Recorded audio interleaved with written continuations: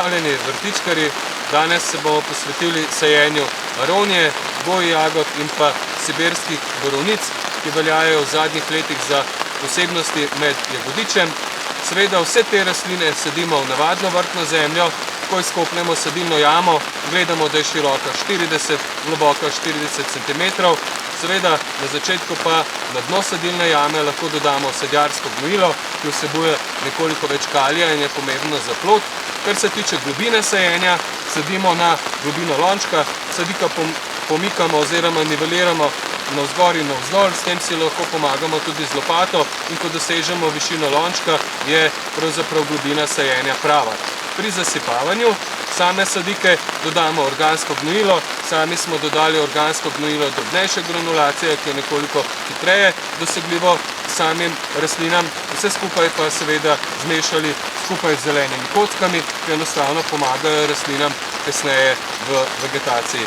Naj povem, da ob dodajanju zelenih kock se sadika bolje vraste, seveda v poletnem času in seveda tudi v pomladanskem manj trpi posledice suše, to je pa seveda pomembno še posebno za mlado sadiko. Večji pa je dejansko tudi pridelek, saj večinoma jagodiče največ vode potrebuje poleti, ko tvori plodove. Tukaj predvsem mislim na aronijo. Tako da zelene kocke so v tem pogledu zelo pomembne in jih je treba dodati že v samo sadilno jamo ob samem sajenju. Dobra sadika da ima tudi dobro razvit koreninski sistem. To najlažje vidimo, če pogledamo kar v lonec. Seveda je dobro, da je stara 3 leta, da rodi že prvo leto po sajenju, taka je tudi naša aronija in seveda tudi sibirske borovnice.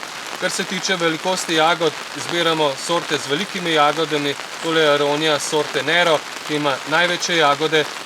Tudi pri goji jagodah izbiramo sadike, ki ne rastejo tako bujno, imajo sladke plodove in tudi rodijo redno. To pravi, izbiramo kakovostni sadilni material in tako si zagotovimo tudi dober pridelek. Tako, nekaj še o porabni vrednosti samega jagodiča. Vse to jagodiče lahko porabimo sveže, pridelamo jih lahko kompote, marmelade, posušimo za suho sadje, zelo dober je tudi sok, dodajemo jih v peciva, seveda pa verjamem, da še kakšno uporabno vrednost najdete tudi sami. Želim vam prijetno vrtnarjenje.